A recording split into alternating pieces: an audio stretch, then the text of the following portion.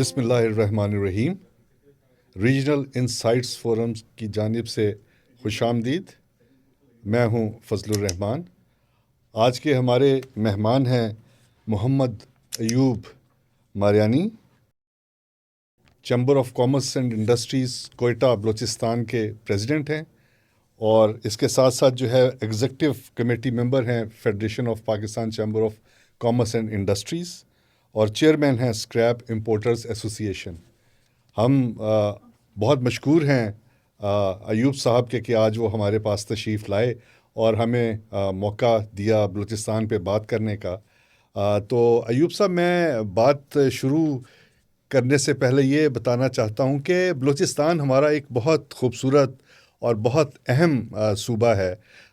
پاکستان کی جب ہم جیو اسٹریٹجک امپورٹنس کی بات کرتے ہیں تو اس میں بلوچستان جو ہے اس کی امپورٹنس اپنی جگہ پہ جو ہے وہ بہت زیادہ اہم ہے، اور خاص طور پہ گوادر کے ریفرنس سے اور مائنز اینڈ منرلز کے ریفرنس سے تو بلوچستان پاکستان کا تقریباً 40% سے زیادہ علاقہ جو ہے وہ اس پر محیط ہے۔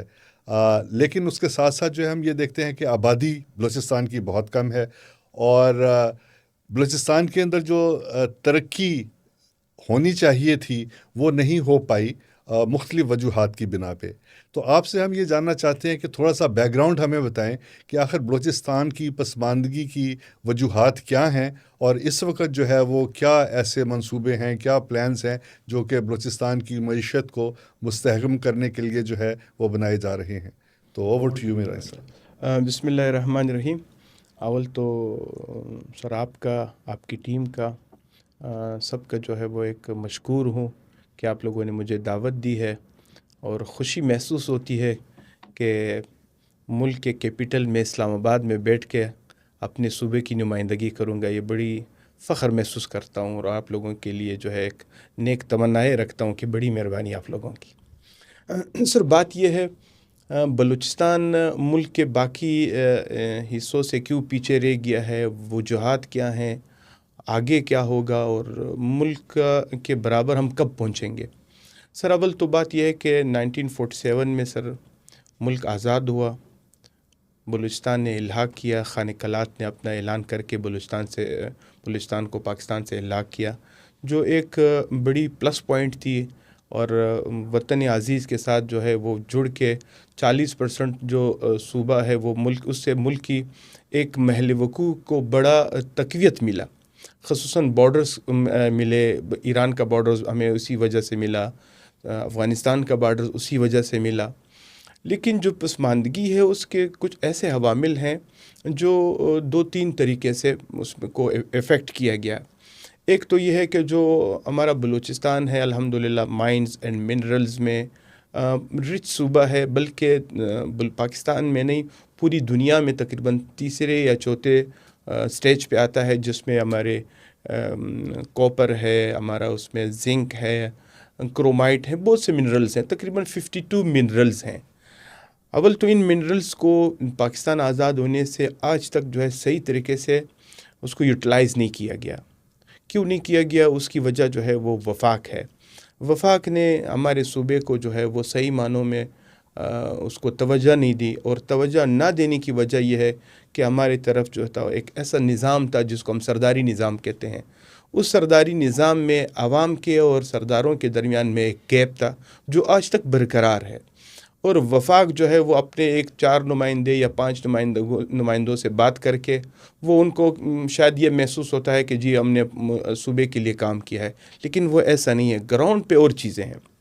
اور دوسری بات یہ ہے کہ ایک تو مین پرابلم یہ ہے کہ زمینی حقائق، اور ہماری زمین اتنی بڑی ہے کہ ایک گاؤں سے دوسرے گاؤں تک جب جانا چاہتے ہیں تو 40 کلومیٹر 50 کلومیٹر کا فاصلہ ہے، جو روڈز کے لنکس نہ ہونے کی وجہ سے ایک دوسرے سے مل نہیں سکتے۔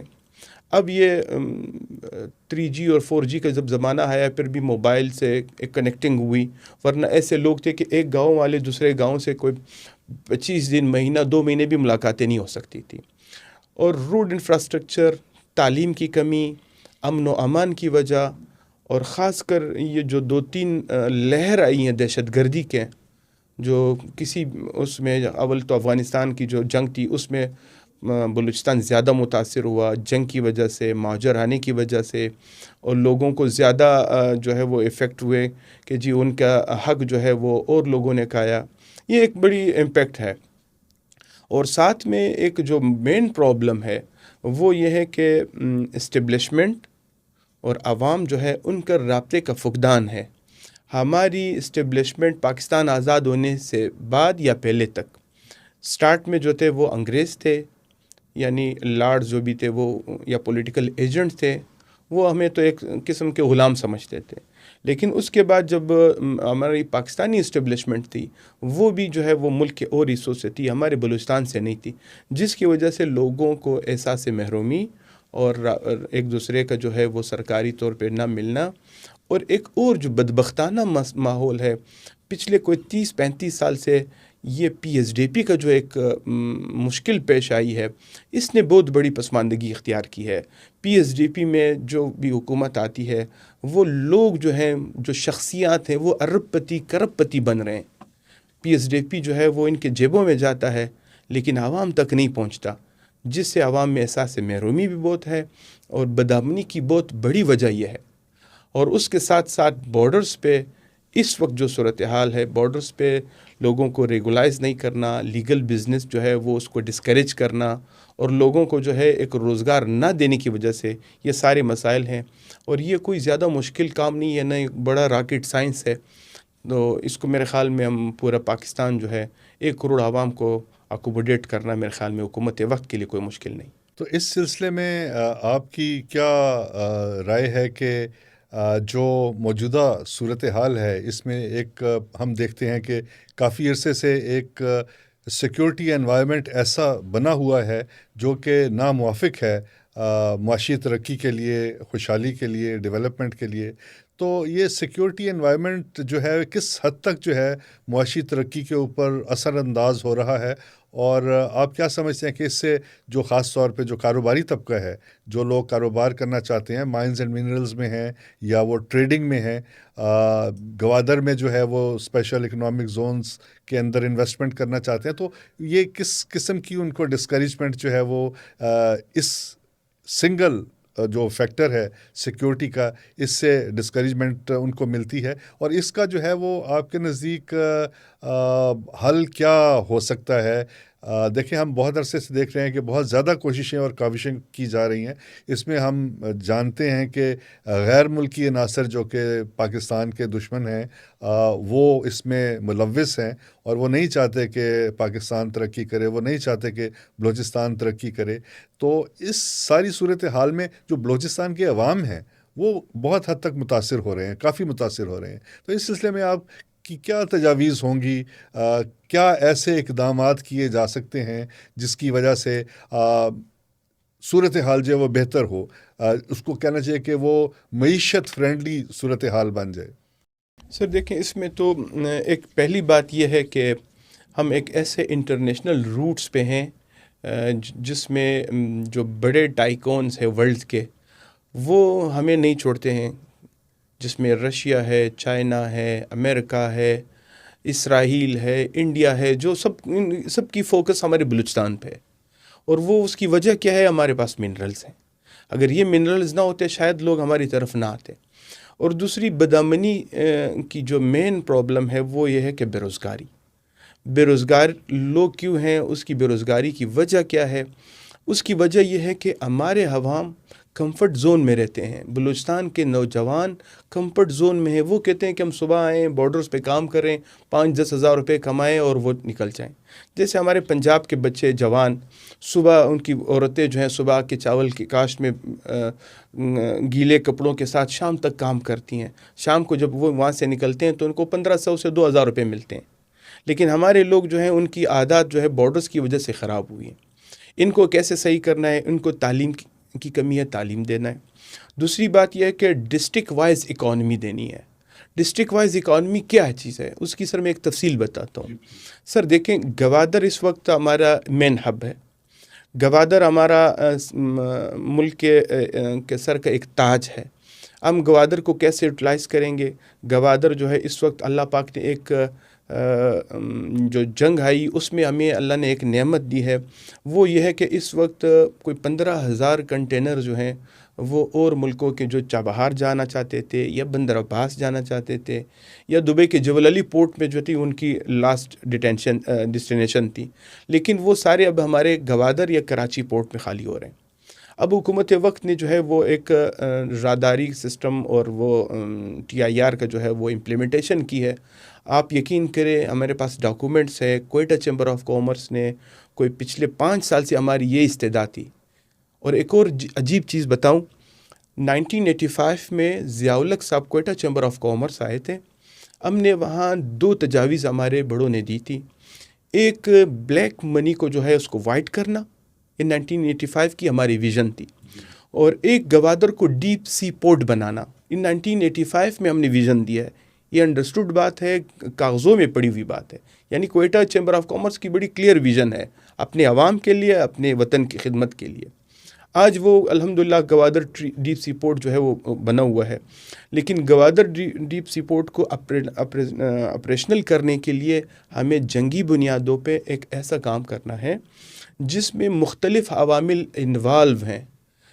وہ بات یہ ہیں کہ امپورٹ اور ایکسپورٹ، اور اس میں ساتھ ساتھ وہاں کارخانے لگانا، وہاں بزنس کرنا، اس کے لیے چھوٹی چھوٹی سے مشکلات ہیں۔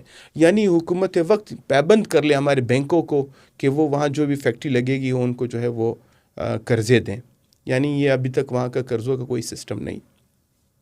دوسری بات یہ ہے، امن و امان اس وقت آئے گا جب لوگوں کو روزگار ملے گا، بالکل، اور روزگار جو ہے وہ بارڈرز پہ، یقین کرے میکسیکو اور امریکہ اس وقت بارڈرز پہ بزنس کر سکتا ہے، ترکی اور ایران بزنس کر سکتا ہے، افغانستان اور ترکی بزنس کر سکتا ہے، ہم کیوں بزنس نہیں کر سکتے؟ ہمارا ایران کے ساتھ جو ابھی تک آپ یقین کریں نہ FTA ڈاکومنٹیشن جو ہے سائننگ ہوئی ہے، نہ PTA سائن ہوا ہے، بہت لو لیول ٹریڈ ہے، بہت لو لیول ٹریڈ ہے، اور وہ ٹریڈ بھی ہمارے مدد آپ کے تحت ہے، بینکنگ سسٹم نہیں ہے۔ EIF کا ایک تلوار لٹکی ہوئی ہے، ہر 45 دن کا ویور دیا جاتا ہے، جی 45 دن بعد اگر حکومت وقت نے ویور نہیں دیا تو ہمارا بزنس بند ہوگا۔ یہ بڑے مشکل باتیں ہیں، بینکنگ سسٹم نہیں ہے، ہم اپنی مدد آپ کے تحت اربوں کا بزنس کر رہے ہیں۔ اس وقت بلوچستان میں 800 ملین سے لے کے 1000 ملین تک ہماری ایکسپورٹ ہے، اور وہ ایکسپورٹ کیا ہے؟ چاول ہے، کینو ہے، آلو ہے، بناناز ہیں، کھیلوں کے سامان ہیں، آلات جرائی ہیں۔ اور ایران کی طرف سے اس وقت $3.5 ارب کی جو ہے فارمل بزنس ہے، اور $2 ارب یا $2.5 ارب کی انفارمل بزنس ہے، یعنی ان کا ریشو اور ہمارے ریشو میں بہت بڑا فرق ہے۔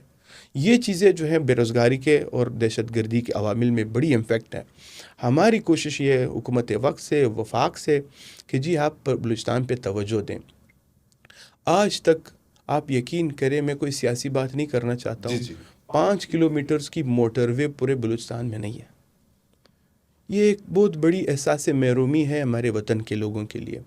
دوسری بات یہ ہے کہ جو ہمارے جوان اس وقت دہشت گردی میں جا رہے ہیں، یعنی اور غیر اس عوامل میں جا رہے ہیں، جب کسی کا بچہ بھوک سے روئے گا، اس کو دودھ نہیں ملے گا، تو میرے خیال میں وہ اگلے کے گھر کا جو ہے وہ عزت بھی تار کرے گا، اور اگلے کے گھر میں چوری کر کے اپنے بچوں کو پیٹ کو پالے گا۔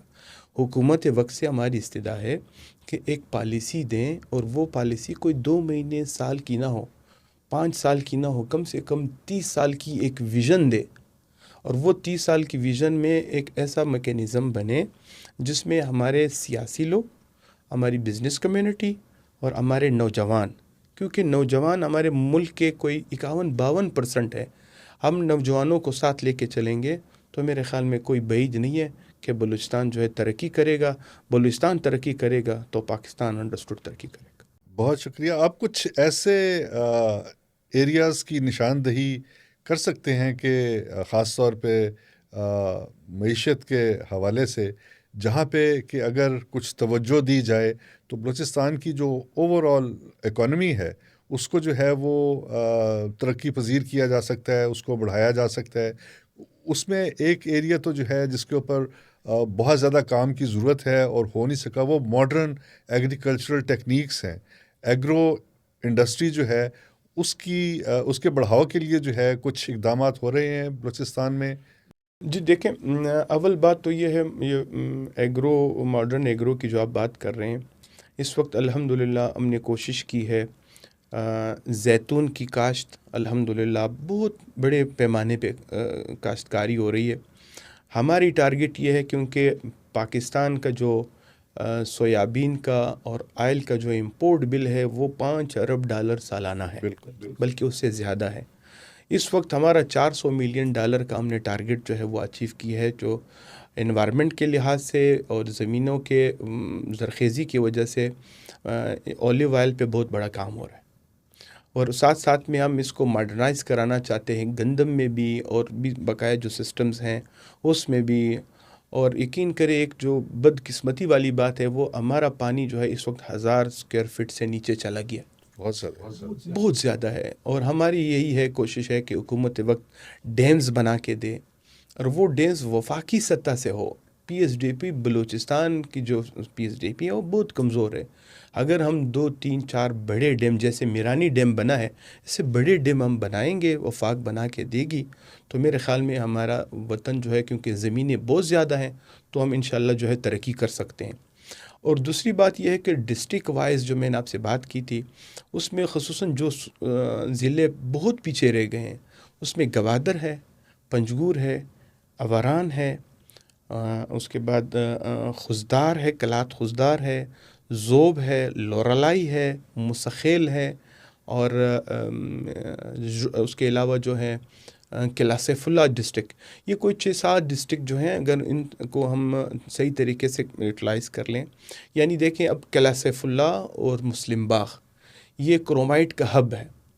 آج تک کوئی ایسی کارپوریٹ انڈسٹریز یا ویلیو ایڈیشن کی انڈسٹریز نہیں لگی ہے کہ جہاں سے وہ کرومائٹ نکلے اور ان کو صاف کیا جائے، اور اس کو جو ہے وہ کچرا وہیں پھینکے، بقایا جو صاف ستھرا مال ہے جو ویلیو ایڈڈ ہو وہ ہم ایکسپورٹ کر سکیں. یعنی آپ یقین کریں، ایک 50 ٹن کی گاڑی میں 15 ٹن سے زیادہ جو ہے وہ صاف مال نہیں ہوتا ہے، اور وہاں روزگار بھی ہوگا، کام بھی ہوگا، لوگوں کو ہزاروں تعداد میں روزگار ملے گا. ایسا ہی پنجگور ہے. آپ یقین کریں، میں ایک عجیب بات بتاتا ہوں، پنجگور کا اور تربت کا جتنا بھی کھجور ہے، یہ ویلیو ایڈیشن کے لیے ایران جاتا ہے، اور ایران میں ویلیو ایڈٹ کر کے وہ کاٹن میں ڈال کے وہ ویلیو اس میں برابر کر کے اس کا جو ہے وہ دانہ نکال کے اس میں بادام پستہ رکھ کے ویلیو ایڈٹ کر کے وہ سعودیہ ملک کے دیگر صوبوں دیگر ملکوں کو، اور واپس ہمارے ایرانی کھجور کے طور پہ آتا ہے. تو یہ بہت کمزور سی بات ہے. یہ اس کے لیے جو ہے ایک کام کرنا چاہیے. اور باقی رہی بات منرلز کی، منرلز جو ہیں اس پہ اس وقت بھی ہم جو ہیں ریلائی کرتے ہیں، چائنا پہ ریلائی کرتے ہیں، آسٹریلیا پہ ریلائی کرتے ہیں، اور کمپنیوں پہ، بجائے کہ ہم ان کو سب کچھ ان کے نام الاٹ کریں. بہتر ہے کہ پی پی موڈ پہ ان کے ساتھ ہم بزنس کریں، اور وہیں پہ ہمارے لوگ اس کے ساتھ کام کر لیں. ہمارے پاس ملک میں ایسے سرمایہ دار لوگ بیٹھے ہیں، جیسے ہمارے پی آئی اے حریف حبیب گروپ نے خریدا، پرائیویٹائز کیا، تو ہم پورا ایک علاقہ جو ہے اس کو ہم پرائیویٹائز کر کے اپنے وطن کے لوگوں کو دے کے وہاں فیکٹریاں لگائیں اور ویلیو ایڈیشن پہ کام کر لیں. میرے خیال میں کوئی 1 کروڑ لوگوں کو جو ہے وہ روزگار دینا، اس میں زیادہ سے زیادہ 20-25 لاکھ لوگ روزگار پہ آئیں گے، تو میرے خیال میں کوئی مشکل نہیں ہوگا. تو ایوب صاحب، اس سلسلے میں جو chamber of commerce and industries ہے، یا جو مائنز اینڈ منرلز کی جو ایسوسیشنز ہیں، وہ حکومت کے ساتھ کس قسم کی جو ہے ان کی بات چیت ہوتی ہے پالیسی سازی کے اندر؟ ان کا کوئی رول ہے؟ ان کی سنی جاتی ہے، یا حکومتی پالیسیز جو ہیں وہ بن کے آتی ہیں اور وہ ان کو وہ امپلیمنٹ کرتے ہیں آپ لوگوں کے کانسنٹ کے بغیر؟ سر بات یہ ہے، ہماری تو ہمیشہ یہی بات رہی ہے، خاص کر کوئٹہ چیمبر یا تاجر، اس کا کبھی بھی سیاست سے تعلق نہیں ہوتا. ہمارا تعلق یا ہمارا نصب العین کیا ہے؟ ہم عوام کو روزگار اور اپنے ممبرز کو فیسیلیٹیٹ کرنا. آپ یقین کریں، جتنے بھی مائنز اینڈ منرل ایکٹ بنے ہیں، ہمارے ساتھ کوئی مشورہ نہیں کیا گیا. دوسری بات یہ ہے کہ جتنے مائنز اینڈ منرلز کی جو ٹیکے دیے گئے ہیں وہ باہر کے لوگوں کو دیے گئے ہیں. ہمارے لوگوں کو جو ہے وہ سٹیم لائن میں نہیں لیا گیا، نہ اعتماد میں لیا گیا ہے. ہمیں ایز اے مزدور استعمال کیا جائے گا مستقبل میں. یعنی ہمارا جب مائنز ملٹ کا کام ہوگا تو ہمارے ٹرک ڈرائیورز جو ہوں گے وہ کام کریں گے, جو ہمارا مزدور ہوگا وہ کام کرے گا. بہتر یہی تھا حکومت وقت جو ہے وہ صرف اسمبلیوں تک ایک رولز اینڈ ریگولیشن پاس کرنے سے پہلے عوامی رائے کو دیکھیں, وہاں کے لوگوں سے بات لوکل اسٹیک ہولڈرز اور لوکل اسٹیک ہولڈرز جیسے چیمبر آف کامرس ہے, مائنز ایسوسیشنیں ہیں, اور اس کے علاوہ جو ہے بڑے بڑے ایسے ہمارے پاس قداور شخصیات ہیں جو صرف سیاست نہیں عوامی سطح پہ بھی جو ہے وہ بڑے نام رکھتے ہیں, جس میں اس کے میں 2-3 نام بتاؤں. یعنی نواب ایاز خان جوگیزئی صاحب, وہ ایک بڑا نام ہے. اس کے بعد جو ہے نواب ثناء اللہ زیری صاحب بڑا نام ہے, نواب اسلم ریسانی صاحب بڑے نام ہیں. ایسے ہی اور بڑے بڑے جو نام ہیں ان کو مل کے ساتھ لے کے اگر ایک سسٹم بنایا جاتا تو میرے خیال میں ملک بھی ترقی کرتا اور صوبہ بھی ترقی کرتا. اور یہ جو لوگوں کو ایک وہ جواز ملی ہے کہ جی ہمارے ملک جو ہے یہ ہمارا وفاق ہمارے ساتھ نہیں دیتا ہے تو لہٰذا میں پہاڑوں پہ جاتا ہوں, تو یہ پہاڑوں والی بات جو تھی وہ میرے خیال میں لوگوں کے ذہن سے نکل جاتی. جی جی. ایوب صاحب یہ بتائیے گا کہ یہ جو افغانستان کے ساتھ جو بارڈر بند ہوا ہے اس سے دونوں ملکوں کے درمیان ٹریڈرز جو ہیں وہ کافی زیادہ متاثر ہوئے ہیں, تو جو لوکل اکانومی ہے جو یا بارڈر اکانومی ہے اس کے اوپر کس قسم کے اثرات جو ہے وہ اس وقت دیکھنے میں آ رہے ہیں بارڈر بند ہونے کی وجہ سے, اور کیا جو ایران سے جو راستہ انہوں نے نکالا ہے سینٹرل ایشیا کے لیے اس سے کچھ فائدہ ہوگا لوکل ٹریڈرز کو بلوچستان کے؟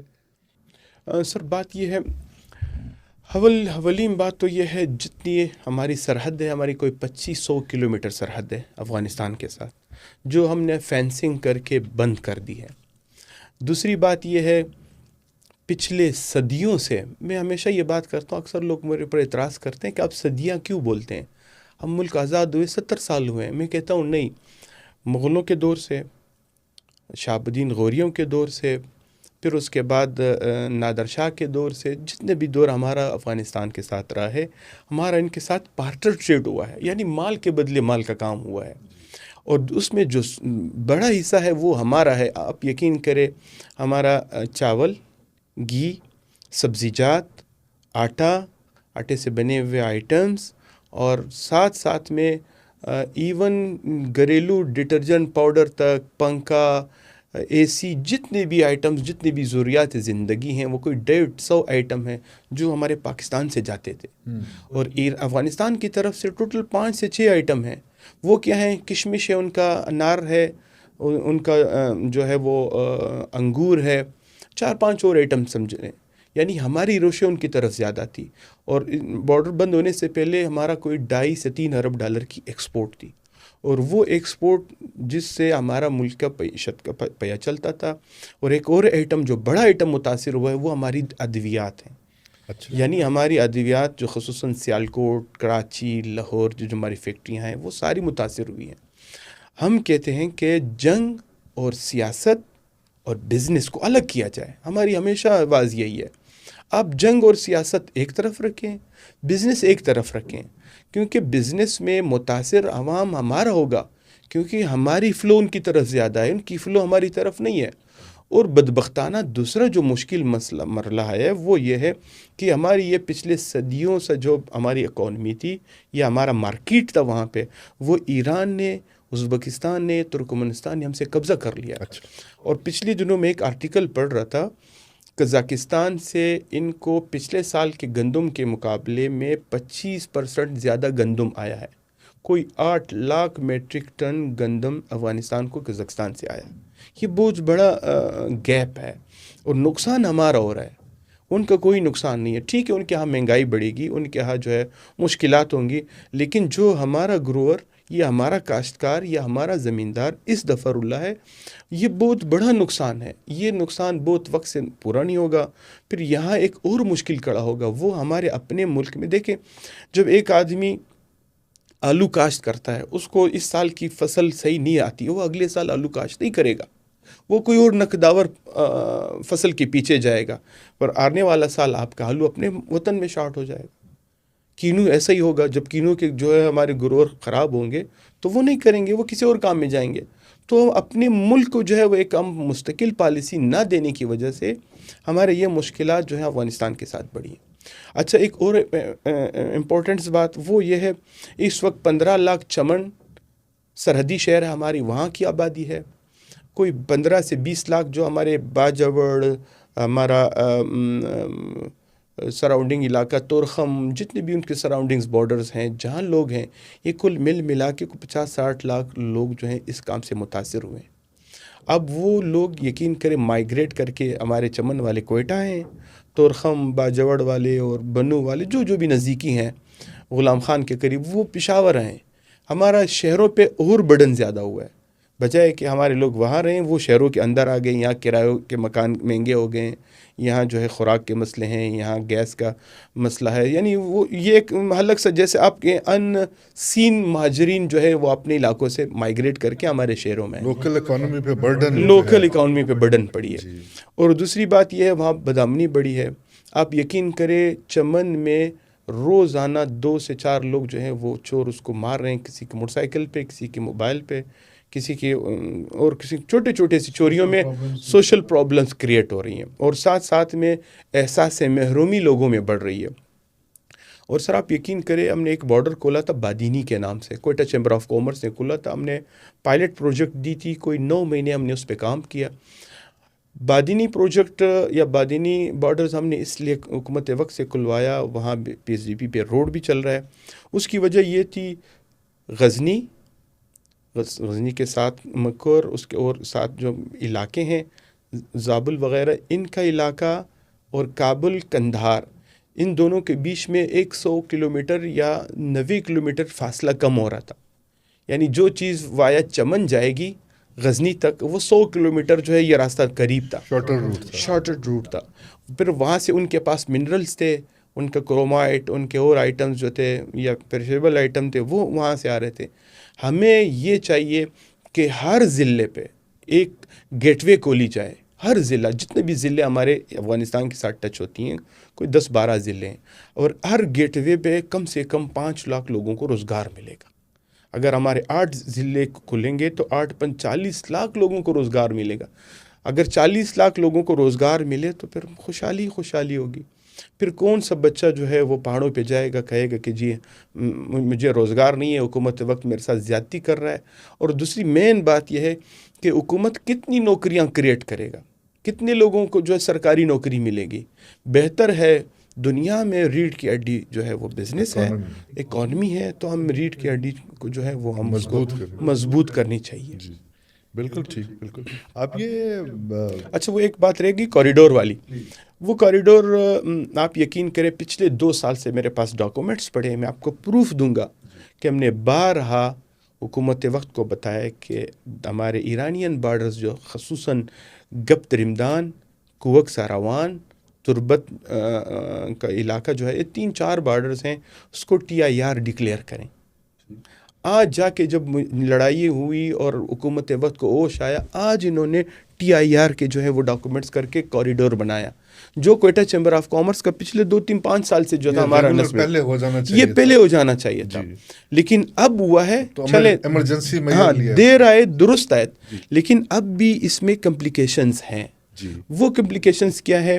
ابھی تک انہوں نے سسٹم نہیں بنا کے دیا ہے کہ جی کنٹینر جو میں کراچی سے اٹھاؤں گا، میرے ایران کے پاس بینکنگ سسٹم نہیں ہے، ہم بینک گارنٹی نہیں لے سکتے ہیں، ہمیں انشورنس گارنٹی پہ کام کرنا ہے. اب انشورنس گارنٹی میں ابھی تک انہوں نے اتنی کمپلیکیشنز ہے کہ ابھی تک صرف انہوں نے 10 کنٹینر کی ایک لاٹ نکالی ہے ازبکستان کے لیے، اور اس وقت 8 سے 9 ہزار کنٹینر جو ہیں وہ گوادر پورٹ پہ اور کراچی پورٹ پہ جو ہیں وہ پڑے ہیں. ازبکستان کے بھی پڑے ہیں، چائنیز کے بھی پڑے ہیں، ایرانین بھی پڑے ہیں. ہم کہتے ہیں کہ یار اس کو یوٹیلائز کریں، اس کو ایک طریقہ کار بنا کے دیں. اور دوسری بات یہ ہے کہ جو کنٹینرز ہم اٹھائیں گے ٹرانسشپمنٹ کے لیے، ٹرانسشپمنٹ کے ڈاکومنٹیشن کو اتنی آسان بنائیں تاکہ ایک عام سا لڑکا یا ایک عام سا آدمی اپنے آن لائن ڈاکومنٹیشن کر کے اپنا کنٹینر اٹھائے. اگر آپ اس کو مشکل سے مشکل تر کرو گے تو پھر میرے خیال میں پھر یہ کنٹینر کا یہ جو موقع اس وقت اللہ نے ہمیں دیا ہے، خدا نخواستہ یہ ہمارے ہاتھ سے نہ نکلے. لیکن اس میں ایک مشکل بات یہ ہے، افغانستان کا بارڈرز ازبکستان کے لیے، ترکمنستان کے لیے، قزاقستان کے لیے شارٹیٹ روٹ ہے. یہ روٹ جو ہے، اس روٹس میں اور اس روٹس میں 2 برابر کا فرق ہے.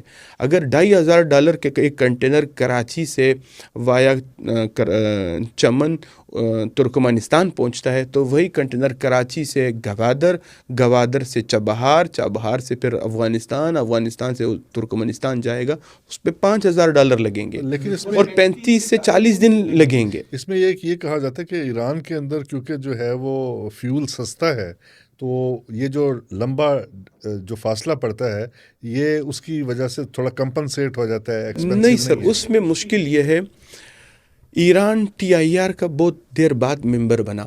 بلوچستان، پاکستان بہت پہلے سے TIR کا ممبر تھا.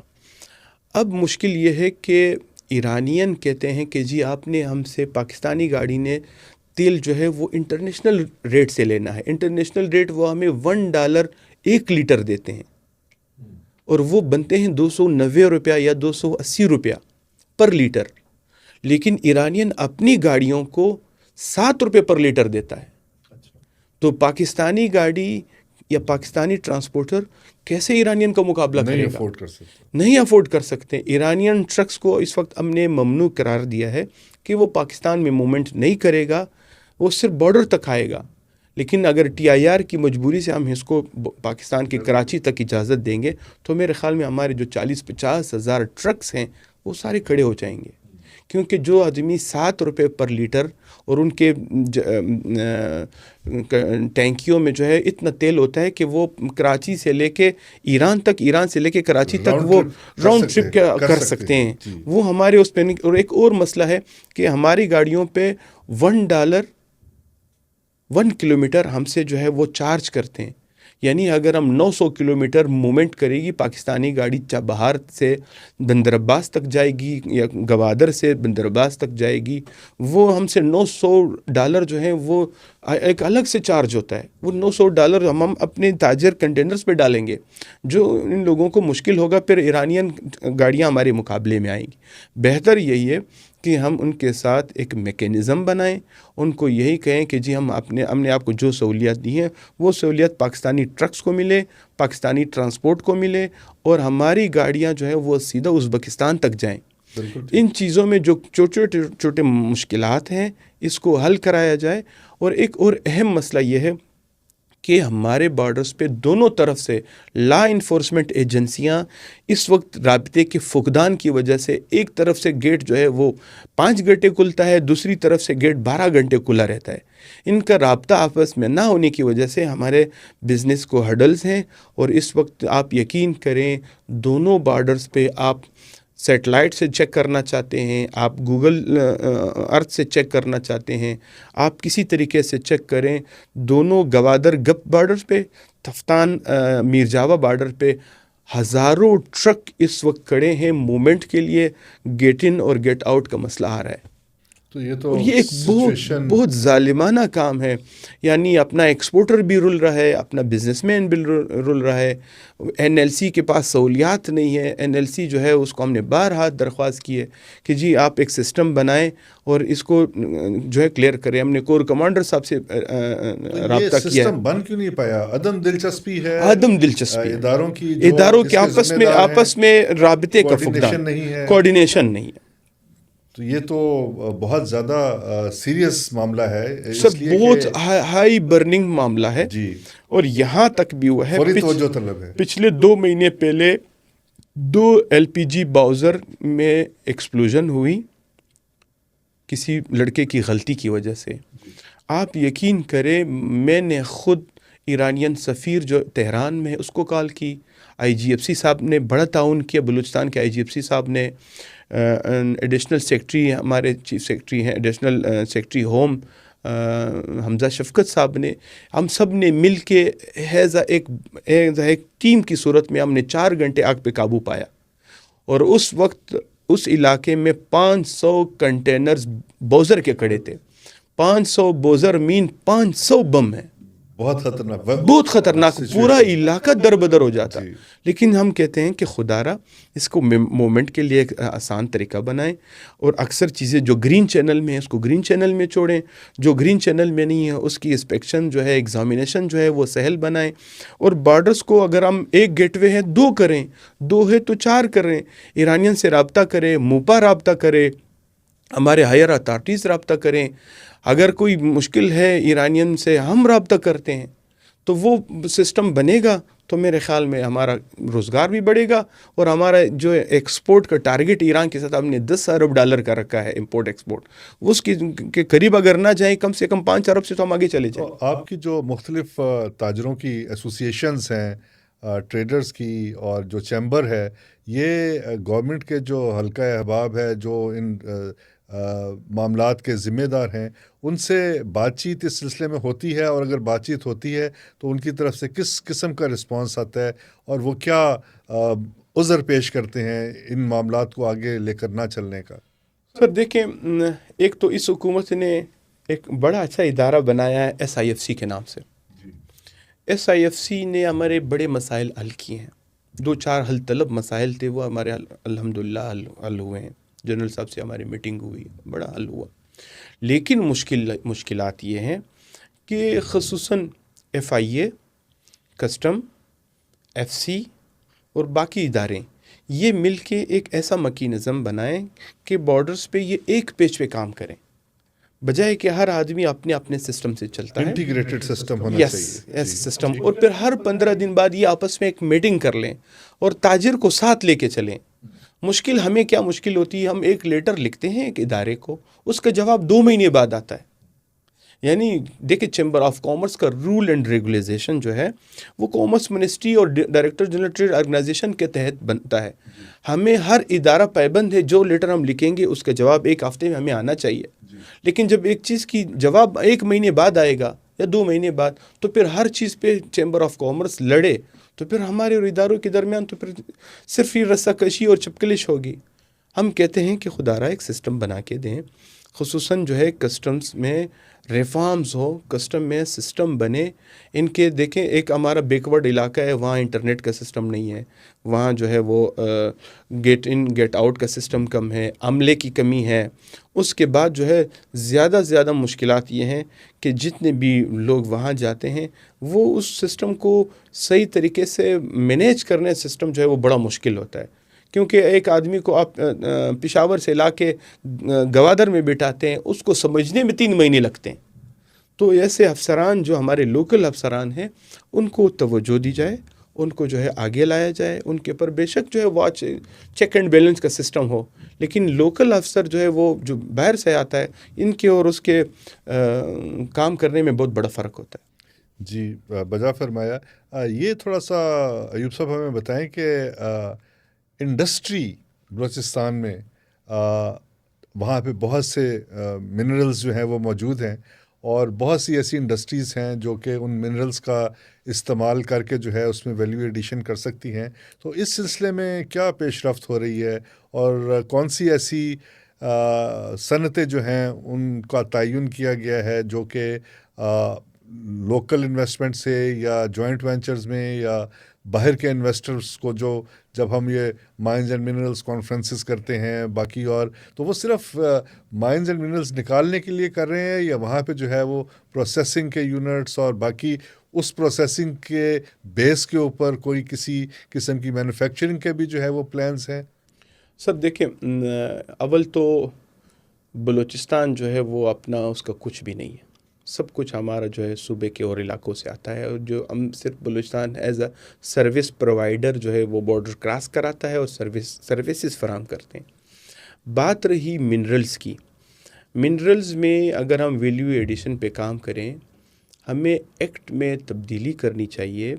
ہمارے لوکل جو سرمایہ دار طبقہ ہے یا ملک کا جو انڈسٹریلسٹ ہے، اس کو ہم ایک اچھے انوائرمنٹ دینے کے لیے SEZs ہم نے بنائے ہیں. آج تک ایسے ہی پڑے ہیں. خضدار SEZ ابھی تک پڑا ہے، بوستان SEZ ابھی تک پڑا ہے.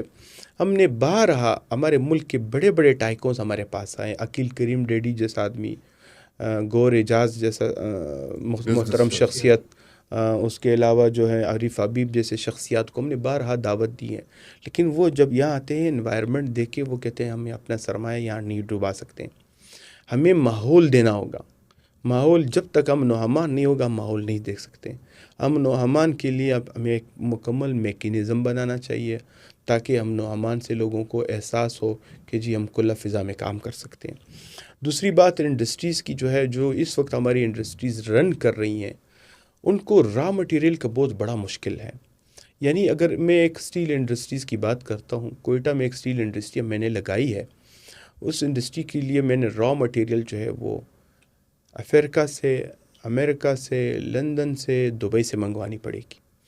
اب وہ کراچی سے کوئٹہ تک 8,000 روپے پر میٹرک ٹن جو ہے وہ اس کا خرچہ آتا ہے۔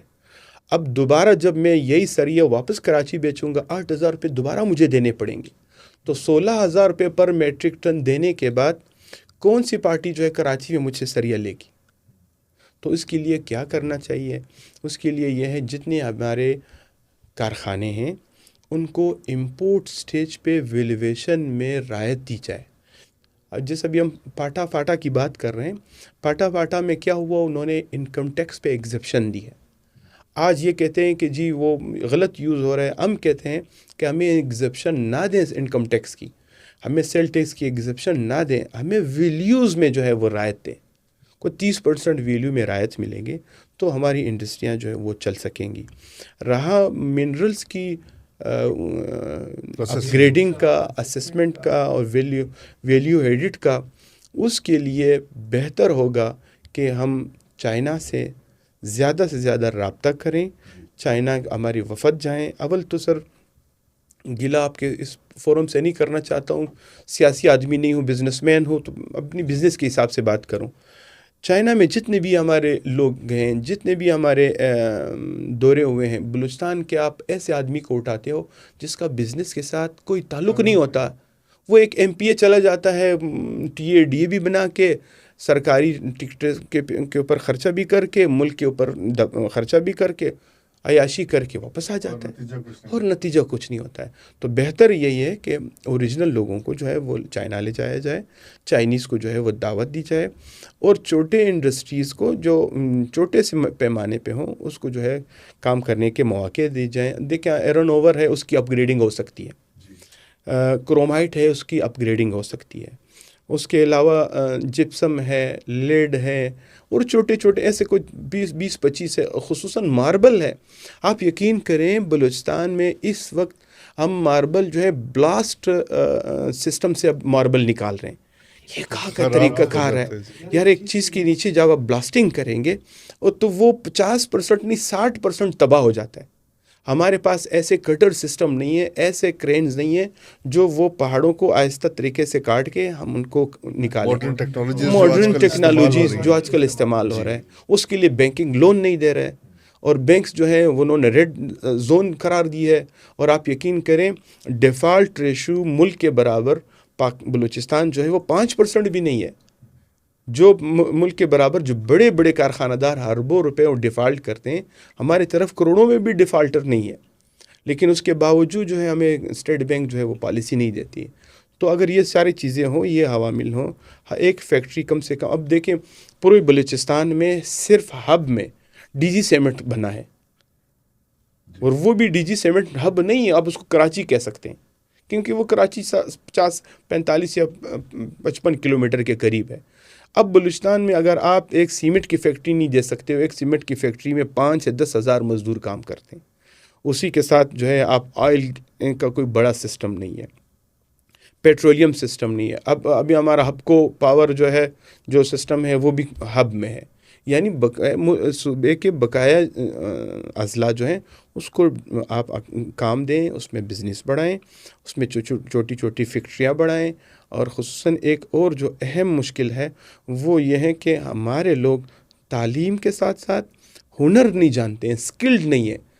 اب یقین کریں ہمارا ایک فیکٹری، ابھی ہمارے اسٹیل کی فیکٹریاں ہیں، ویلڈر سے لے کے کٹر تک، فورمین تک، سب جو لوگ ہیں وہ یا کراچی سے ہیں یا لاہور سے آتے ہیں۔ تو اس کی کیا وجہ ہے؟ لوکل سطح کے اوپر جو ہے لوگوں کو یہ اسکلڈ لیبر نہیں ہے. اسکلڈ جو سسٹم ہے ٹریننگ انسٹیٹیوشن جو ہیں وہ سارے کرپشن کے ادارے ہیں. ٹیوٹا ہے, بی ٹیوٹا ہے, جتنے بھی ادارے ہیں وہ کچھ نہیں دیتے ہیں. وہ اپنے فنڈ ریزنگ کرتے ہیں, اپنے پیسے کماتے ہیں اور کچھ نہیں ہے. تو یہ چیزیں اگر ہم اس کو صحیح معنوں میں دیکھ لیں اور اخلاص نیت سے بقایا ملک یا ہماری بیوروکریسی ہماری طرف توجہ دے, 1 کروڑ لوگوں کو اکوموڈیٹ کرنا, 24 کروڑ لوگوں کو سب کچھ سہولیات ہیں, 1 کروڑ لوگوں کو نہیں ہے, تو میرے خیال میں یہ کوئی مشکل کام نہیں ہے. 24 لوگ جو ہیں وہ ایک گھر میں رہ سکتے ہیں, تو ایک بھائی بھی میرے خیال میں 24 کمروں میں تو ایک رات گزار سکتا ہے. ول کی ضرورت ہے اور اچھی پالیسیز کی ضرورت ہے اور فوکس کی ضرورت ہے. جو پرابلمس ہیں ان کو سامنے رکھتے ہوئے جو ہے اس کا حل تلاش کیے جائیں. ایوب صاحب, آپ سے ایک اور اہم سوال جو ہے وہ یہ ہے کہ جب سی پیک سٹارٹ ہوا ہے تو اس سے بہت زیادہ توقعات وابستہ تھیں کہ شاید بلوچستان میں اس کے بہت اچھے اور مثبت اثرات جو ہے وہ مرتب ہوں گے, لیکن ایسا دیکھنے میں نہیں آیا.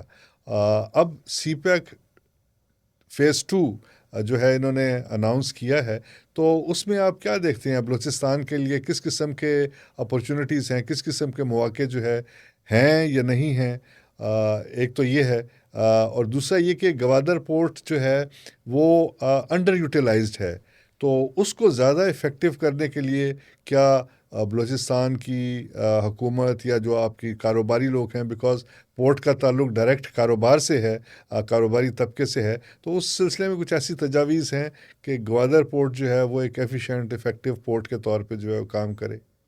سر دیکھیں, فیز 1 میں آپ یقین کریں جتنے موٹر ویز بنی ہے ملک میں سی پیک کے حساب سے, بلوچستان میں ایک موٹر وے نہیں بنا. اول مشکلات روڈز کا فقدان کی وجہ ہے, یعنی دیکھیں یہ ایک طرح سے زیادتی ہوئی ہے. اس کے بعد 2 ایسے زیز بنے, ایک خزدار اور ایک بوستان, آج تک وہ آپریشنل نہیں ہے, آج تک گیس نہیں ہے. آپ یوٹیلیٹیز دیں گے تو فیکٹری چلے گی. اب دوسری بات آئی, آپ نے چائنیز کو پورٹس تو دے دیا, اب پورٹس پہ جو زمینیں ہیں وہ چائنیز ہمیں دے رہی ہیں. چائنیز 1 میٹر پہ $5 طلب کر رہا ہے, چونکہ اور وہ زمین جو ہے اگر ہماری اپنے لوگوں کے ہاتھ میں ہوتی تو ہم 1 میٹر $1 پہ $2 پہ دے کے ہم کام کرا سکتے. دوسری بات یہ ہے کہ گوادر پورٹ کو ہم نے شروع سے کہا, جب سے چائنیز آئے ہم نے کہا کنٹینر سروس شروع کریں, خدارہ کنٹینر سروس شروع کریں. آج جا کے آپ نے کنٹینر سروس شروع کیا, 25 سال آپ نے ضائع کیے. کنٹینر سروس جب شروع ہوتا ہے اس سے روزگار بڑھتی ہے. ایک شپ میں 6000 کنٹینر کم سے کم آتے ہیں, جو بڑے شپس ہیں اس کو چھوڑیں. اب 6000 کنٹینر مینس 6000 ٹرکس کی موومنٹ ہوگی. اب 6000 ٹرکس کے اگر ایک ٹرک کے ساتھ 3 آدمیوں کو آپ ملٹیپلائی کریں, ایک جہاز کے ساتھ 18000 لوگوں کا روزگار وابستہ ہوگا. کلیئرنگ ایجنٹس اور وہ ہینڈلرز اور کرین والے وہ تو الگ سسٹم ہے. اب دوسری بات یہ ہے کہ آپ فیز 2 شروع کر رہے ہیں, فیز 1 کی آپ نے فنڈز جو ہیں وہ ضائع کر دیے ہیں. آپ نے پیسے جو ہے آپ نے اسے موٹر ویز بنائی ملک کے صوبے, اس میں آپ نے میٹرو ٹرین بنائے, آپ نے جو کام کرنے والا تھا وہ نہیں کیا. اب خدارہ فیز 2 میں جتنی بھی یوٹیلائزیشن ہو وہ صرف اور صرف بلوچستان میں ہو, کہیں نہ ہو, صرف بلوچستان میں یوٹیلائز ہوں, فیکٹری بھی لگیں, کام بھی ہو, سسٹم بھی ہو.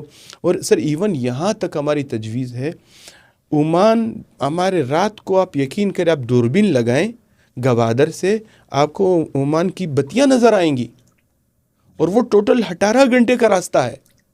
اور وہی کنٹینر جو اب ایک ایکسپورٹر کنٹینر عمان لے جاتا ہے, کراچی سے کنٹینر شپ لوڈ ہوتا ہے دبئی سے عمان 35 دن لگتے ہیں, اور یہاں سے فیری سروس شروع کرائیں 18 گھنٹے میں ہم پہنچیں گے. اب کنٹینر سروس شروع کرائیں 100 کنٹینرز کے جو چھوٹے جہاز ہیں. میں اپنا امپورٹ کرتا ہوں, میں اپنا بزنس ہسٹری تو میں نے سٹارٹ میں نہیں بتائی, میں اپنا امپورٹ کرتا ہوں قزاقستان سے, آئرن سکریپ امپورٹ کرتا ہوں. میری کشتی میں 3000 ٹن سکریپ آتا ہے, اور وہ چھوٹی کشتی جو ہے کیسپین سی میں چلتی ہے, اور کیسپین سی میں ہر تیسرے دن بعد جو ہے رشیا سے قزاقستان سے استرخان بارڈر سے ایرانین بندر تک جو ہے وہ 3 سے 4 دن میں پہنچتی ہے. ہمارا عمان سے کراچی گوادر 18 گھنٹے چلا، اب 24 گھنٹے میں کنٹینر پہنچے گا. تو آپ فیری سروس شروع کرائیں. گوادر کے لوگ جو ہیں وہ عمان میں صدیوں سے ہیں، ان کو جو ہے بجائے کہ جہاز میں جاتے ہیں ان کا خرچہ بچت ہوگا، ساتھ میں ہمارے کنٹینر جائیں گے، ہمارا فریشیبل آئٹم جو ہے وہ یہاں سے بڑا موو کرے گا. اس کے بعد آپ کے منرلز جو ہیں وہ آپ کے عمان تک پہنچیں گے. جو آپ کے منرلز گوادر میں سے سراؤنڈنگ گوادر سے ہیں وہ منرلز وہاں پہنچائیں گے. آپ کا کام بہت بڑا آگے چل جائے گا. اور ساتھ میں گوادر پہ توجہ دینے کی ضرورت ہے. ابھی تک گوادر کا PC1، گوادر کا جو کیا اس کو کہتے ہیں جو شہری سہولیات ہیں، ابھی تک میونسپل کارپوریشن نہیں ہے، اربن سٹی نہیں ہے، ڈاؤن ٹاؤن اس میں نہیں ہے، اس میں کوئی سہولیات نہیں ہے. پانی دینے کے لیے ٹینکرز آ رہے ہیں. میرانی ڈیم سے آپ نے آج تک ایک پائپ لائن نہیں بچھایا. میرانی ڈیم تربت سے کتنا دور ہے گوادر تک؟ آپ نے ایک پانی کی سہولت نہیں دے سکتے ہیں. تو یہ سارے عوامل اکٹھے کر کے اب گوادر کو اب پاکستان کا ایک ستارہ بنے گا. اور اس وقت دنیا میں گوادر کی بہت بڑی جو ہے وہ ایک عزت بنی ہے. گوادر جو ہے ایرانین میرے ساتھ رابطہ کر رہے ہیں. ابھی آنے والے ہفتے میں 25 ایرانین ٹاپ ٹائکونز معیشت کے بزنس مین آ رہے ہیں گوادر. میں نے خود ان کو دعوت نامہ دیا ہے، میں نے خود انویٹیشن دی ہے. وہ آ رہے ہیں گوادر میں کام کرنے کے لیے. اور ہمارا اس وقت ایران کے ساتھ جو $2 بلین کا جو کام ہے، یعنی 1 بلین ہمارا ہے، 2.5 بلین ان کا، یہ $3.5 بلین کا ٹارگٹ ہم $10 ارب تک پہنچائیں گے. اور اس میں ایک اور آپ کے اس توسط سے میں ریکویسٹ کرنا چاہتا ہوں حکومت وقت کو کہ خدارہ EIF اور ایکسپورٹ EIF اور EF دونوں کو ختم کریں. ڈالرز کی انوالومنٹ جو ہے آپ ختم کریں. ہمیں پاک روپیز اور ایرانین تمن میں بزنس کرنے کی اجازت دی جائے. اور مال کے بدلے مال بارٹر ٹریڈ ہم نے سٹارٹ کیا ہے. SRO نمبر 642 بنا، پھر اس میں امینڈمنٹ ہوئی. آج تک ہمارا ایک کنٹینر بارٹر ٹریڈ پہ نہیں گیا ہے. کب تک ہم سوئے رہیں گے؟ ہمیں اپنی آسانیاں دیکھنی چاہیے. ہمیں اپنی آسانیاں دیکھنی چاہیے. کامرس منسٹری کیا کر رہی ہے؟ کامرس منسٹری جو ہے وہ اس کی توجہ کس چیز پہ ہے؟ اول بات تو یہ ہے کہ جتنے بھی ہمارے کمرشل اتاشیز ہوتے ہیں آپ اس کو بیوروکریٹ سے لیتے ہیں. یار کمرشل اتاشیز کا بزنس کے ساتھ کیا کام ہے؟ آپ بزنس مینوں کو کمرشل اتاشیز بنائیں. آپ اجی ایوب کو کمرشل اتاشیز بنائیں، ایران میں اپوائنٹ کریں کہ میں آپ کو بزنس دیتا ہوں. آپ ایک اس آدمی کو جو DMG گروپ سے نکلا ہے، جو DC رہا ہے، جو کمشنر رہا ہے، وہ بزنس آپ کو کیا کر کے دے گا؟ میں اعتراض نہیں کروں اس کی تعلیم پہ، مجھے کوئی ان کی اس کی حیثیت پہ اعتراض نہیں ہے، لیکن جو پروفیشنل اپروچ نہ ہو تو پھر ہم کیسے کام کریں؟ بالکل ٹھیک، بالکل ٹھیک. آخری سوال آپ سے میں یہ پوچھنا چاہتا ہوں کہ as a president Quetta chamber of commerce and industries کے، آپ آنے والے سالوں میں آپ کی کیا ویژن ہے؟ آپ کیا کرنا چاہتے ہیں؟ آپ جو ٹریڈرز ہیں بلوچستان کے، جو بزنس مین ہیں، ان کے انٹرسٹ کو کیسے پروموٹ کرنا چاہتے ہیں؟ آپ کی کیا ویژن ہے اس بارے میں؟ سر میں تو اب ایک تو کوئٹہ چیمبر کی ہسٹری بتاؤں. ہماری کوئٹہ چیمبر آف کامرس 1973 سے اسٹیبلش ہے. ہمارے کوئی 18,000 ممبر ہیں. ہمارا آفس جو ہے 1985 میں ضیاء الحق صاحب نے ہمیں یہ زمین دی. اور اس کے علاوہ کوئٹہ چیمبر آف کامرس کا ہمیشہ کردار عوام، بزنس مین اور اداروں کے درمیان پل کا ایک کردار ہم نے ادا کیا ہے. ہمارا جو قوانین ہے وہ ڈائریکٹر جنرل ٹریڈ آرگنائزیشن اور کامرس منسٹری اور اس پر وزیر اعظم تک جو ہے ہمارا ایک میکینزم، ایک پورا قوانین بنتے ہیں. ہم نے کوئٹہ چیمبر نے یہ ٹارگٹ رکھا ہے کہ بلوچستان میں منرلز کے حساب سے اس وقت جو چینج آ رہی ہے پوری ورلڈ میں، ہم اب اس کو اچیو کر لیں. ان منرلز کو ہم اچھے طریقے سے یوٹیلائز کرائیں، حکومت وقت کو بتائیں کہ جی یہ چیزیں ہیں، یہ ہمارے پرابلم ہیں. ہم اس پہ ہماری بہت بڑی توجہ ہے. اور پالیسی بنانے میں ہم حکومت وقت کے ساتھ ہیں، لیکن شرط یہ ہے کہ ہماری تجاویز اس میں شامل کی جائے، نہ کہ ہماری تجاویز کے بغیر آپ سسٹم بناتے ہیں تو پھر وہ آپ کے لیے مشکلات عوامی Problems پیدا ہوتی سطح پہ بھی بن جاتی ہے، سیاسی سطح پہ بھی بن جاتی ہے، اور آپ آگے اس کو امپلیمنٹیشن میں بھی آپ کو مشکلات ہوتی ہیں۔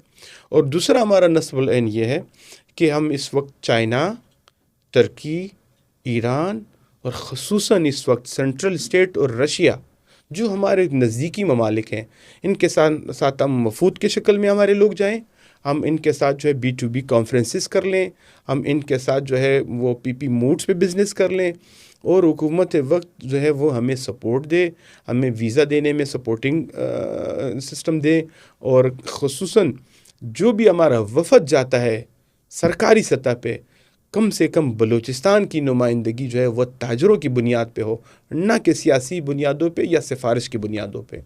اور دوسرا جو ہم نے اپنا ٹارگٹ رکھا ہے، ہمارے 3 ٹارگٹس الحمدللہ ہم نے رکھے ہیں۔ ایک بلوچستان بینک کے نام سے انشاءاللہ ہمارے پاس ساتھ جنرل سرفراز صاحب نے اور سرفراز احمد خان بگٹی صاحب نے وعدہ کیا تھا، اعلان بھی ہوا ہے۔ ہم کہتے ہیں کہ بلوچستان بینک کو جلد از جلد جو ہے وہ اپنے وجود میں لانا چاہیے، جس کا حکومت نے منظوری بھی دی ہے، لیکن ڈیلے کیوں ہے؟ ہماری درخواست ہے آپ کی فورم سے کہ ان کو جلد از جلد بنایا جائے۔ اور دوسرا، ہم ایئر کوئٹہ کے نام سے اپنا جہاز انشاءاللہ شروع کریں گے، Quetta chamber of commerce air Quetta کے نام سے انشاءاللہ جہاز کا ایک پورا میکینزم، ایک پورا سسٹم بنانا چاہتے ہیں۔ تیسرا جو ہے ہماری کوشش یہ ہے کہ ہم اپنے صوبے کو ملک کے دیگر صوبوں سے کنیکٹ کر لیں، خصوصاً چیمبر آف کامرس سے کنیکٹ کر لیں، خصوصاً اداروں سے کنیکٹ کر لیں، اور ہمارا ویژن یہ ہے کہ بلوچستان کا ہر آدمی کم از کم جو ہے وہ اتنی بزنس کر سکے کہ رات کو اس کے گھر کا چولہا اس میں جل سکے۔